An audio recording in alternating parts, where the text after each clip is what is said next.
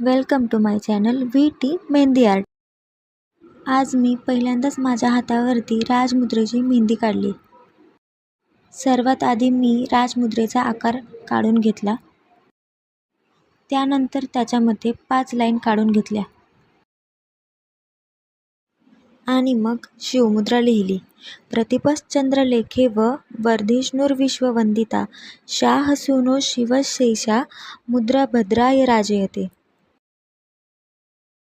याचा अर्थ असा होतो की प्रतिपदेच्या चंद्रकलेप्रमाणे प्रतिदिन वाढवणारी आणि जगाला वंदनीय असणारी शाहपुत्र शिवाजी महाराजांची मुद्रा मांगल्यासाठी शोभत आहे।